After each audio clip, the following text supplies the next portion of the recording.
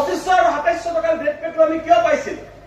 কাৰণ fourth pay কমিশনত আমাৰ সন্মিলনীৰ নেতাসকলে সেই সময়ৰ নেতাসকলে পে কমিশনক ডিমাণ্ড কৰিছিল যে আমাৰ প্ৰাথমিক বিদ্যালয়ত থকা ডিগ্ৰী পাছ মানুহকেইটাক কিবা এটা দিব লাগে। তেতিয়া গ্ৰেড পেৰ ধাৰণা নাছিল। কৈছিল যে কিবা এটা দিব লাগে যাতে ভৱিষ্যতে প্ৰাথমিক বিদ্যালয়ত ডিগ্ৰী পাছ ল'ৰা ছোৱালীবিলাকে চাকৰি কৰিবৰ ইচ্ছা প্ৰকাশ কৰে। ফৰ্থ পে কমিশনত আমি নাপালো। ফিফ্থ পে কমিশনত আকৌ ডিমাণ্ড কৰা হ'ল। ফিফ্থ পে কমিশনৰ পে কমিশনাৰ ভাস্কৰ বৰুৱা ডাঙৰীয়াই নিদিলে, কিন্তু তেওঁ কি কৰিলে, পে কমিশনৰ ৰিপৰ্টত এটা নোট লিখি থৈ গ'ল, যাৰ বাবে ছিক্স পে কমিশনত কৰা ডিমাণ্ডটো আমি স্নাতক শিক্ষকসকলে কিবা এটা পাবলৈ সক্ষম হলো। কিন্তু কথাটো হ'ল এই যে ফৰ্থ পে সময়ত আমি যে ডিমাণ্ড লেটাৰখন দিছিল, মেমৰেণ্ডামখন দিছিল, সেইখনৰ তলফালে যিকেইজন মানুহে স্বাক্ষৰ কৰিছিল, সেই স্বাক্ষৰ কৰা মানুহজন কেইজন কিন্তু মেট্ৰিক পাছ আছিল। মেট্ৰিক পাছ কৰা মানুহ কেইজনে ডিগ্ৰী পাছ কৰা মানুহ কেইজনৰ কাৰণে পইচা বিচাৰি পে কমিশনত আপিল কৰিছিল, যাৰ কাৰণে আমি আজি এই কথাখিনি পাবলৈ সক্ষম হৈছো। আৰু এতিয়া আমাৰ কোনোবা মহাপণ্ডিতে কয় যে সন্মিলনীৰ মানুহ 2-4জন মানুহ ইণ্টাৰমিডিয়েট আছে কাৰণে তেওঁলোকে আমাকতো কাটি দিলে। এই ভ্ৰান্ত কথাবোৰত কোনেও বিশ্বাস নকৰিব। আমি স্পষ্টভাৱে কৈছো, ৰাজ্য চৰকাৰক আমি সন্মান কৰোৱাব লাগিব। তাৰ কাৰণে আমি সকলোৱে একত্ৰিত হৈ যুদ্ধ কৰিম। দিয়া হৈছিল 510 টকা।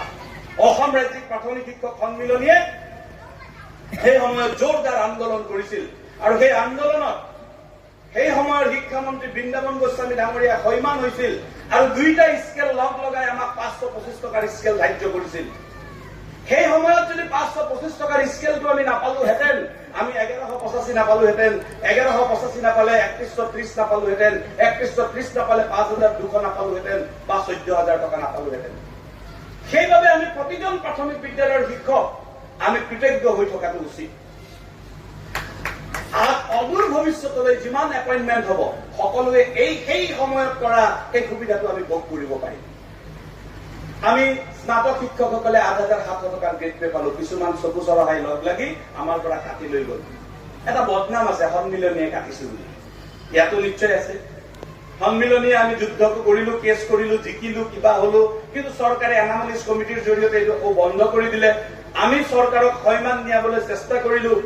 চৰকাৰৰ সেই বিষয়াসকলে কয় যে আমাৰ পোষ্ট বিলাক হল ইণ্টাৰমিডিয়েট পোষ্ট, গতিকে আমি পাব নোৱাৰো, গ্ৰেজুৱেট সকলৰ গ্ৰেড পেটো আমি পাব নোৱাৰো বুলি তেওঁলোকৰ যুক্তি।